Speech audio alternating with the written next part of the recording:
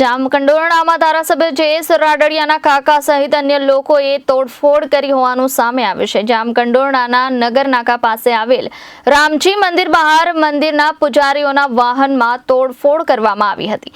રામજી મંદિરના પરિવારે આ મામલે પોલીસ ફરિયાદ દાખલ કરવાની તજવીજ હાથ ધરી છે।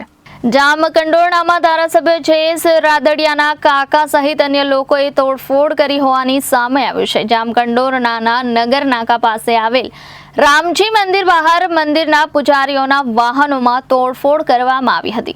રામજી મંદિરના પરિવારે આ મામલે પોલીસ ફરિયાદ દાખલ કરવાની તજવીજ હાથ ધરી છે। ત્યારે રાત્રિના સમયે વાહનમાં તોડફોડ કરવાના આક્ષેપ કરવામાં આવ્યા છે। ધારાસભ્ય જયેશ રાદડિયાના કાકા ગોપાલ રાદડિયા સહિત અન્ય 5 થી 7 લોકોએ તોડફોડ કર્યાનો આક્ષેપ છે। રાત્રિ દરમિયાન રામજી મંદિરમાં પૂજારી પરિવારની મહિલાઓ એકલા હતા। એ દરમિયાન બીભત્સ ગાળો બોલી તોડફોડ કર્યાનો આક્ષેપ કરવામાં આવ્યો છે। ત્યારે આ સમગ્ર મામલો જામકંડોરણા પોલીસ સ્ટેશન મથકે પહોંચ્યો છે અને પોલીસે ફરિયાદની તજવીજ હાથ ધરી છે। મારું નામ શીતલ પ્રદ્યુમન અગ્રાવત છે। હું જામકંડોરણાની નિવાસી છું અને નગરનાકા બહાર રામમઢીમાં હું રહું છું અને કાલ રાત્રે મારા ઘરે ઘટના બની હતી। એ ઘટના બાબતે હું આ સોશિયલ મીડિયા ઉપર હું જાહેરાત કરવા માંગુ છું અને મારા રક્ષણ માટે પોલીસ ખાતામાં હું ફરિયાદ માટે આવેલી છું। ઘટના એ હતી કે કાલે રાત્રે મારા ઘરે 10 થી 12 લોકો આવીને મારા ઘરે તોડફોડ કરી, ગાડીઓ તોડી નાખી, મારી બધી ગાડીઓનું નુકસાની કરી। મારી પ્રોપર્ટીની અંદરની ગાડીઓ પડેલી હતી છતાં બી એને નુકસાની કરી। મારો ડેલો ખોલીને અંદર આવ્યા, મન ફાવે મા બેન સામે ગાળો દીધી। મારા ઘરે કોઈ બી આદમી કે કોઈ જેન્ટ્સ હાજર નહોતું। મારો એક દીકરો હતો, એમને બી પોલીસ વાળાઓને કેવરાવીને એ લોકો પોલીસ ખાતાથી ઉપાડી ગયા હતા। મારા ઘરે અમે ખાલી લેડીઝો જ ઘરે હતી। બનાવમાં શું હતું? કોણ કોણ આ વ્યક્તિઓ હતા? શા કારણે આખો બનાવ બન્યો? શા કારણે બન્યો એ મને ખ્યાલ નથી, શેના કારણે થયો એ બી મને ખ્યાલ નથી, પણ મારા ઘરે આવીને ગાળો બોલી અને એ બાબતે કે આ બાવા ગામમાં ન જોઈએ, પાડોશમાં બી બાવા ન રહેવા જોઈએ।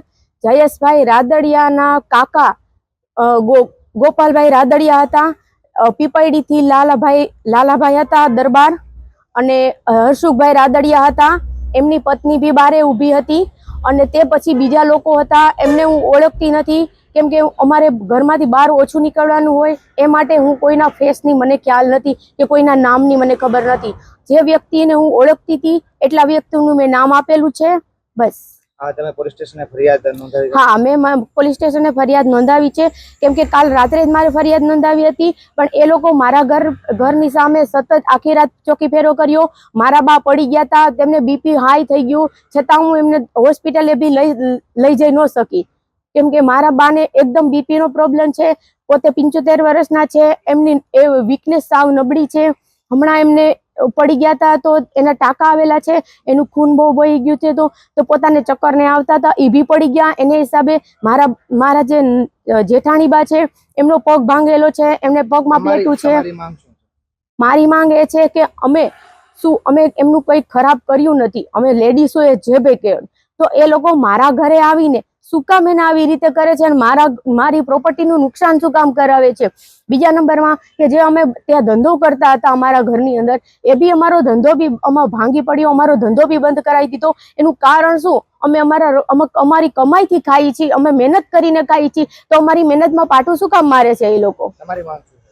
મારી માંગ એ છે કે ભાઈ હવેથી એ લોકો આવું કરી ન શકે એ માટે મારે તમામ વિદ્યા શોષણ માટેનું મારે સુરક્ષા કવચ જોઈએ છે।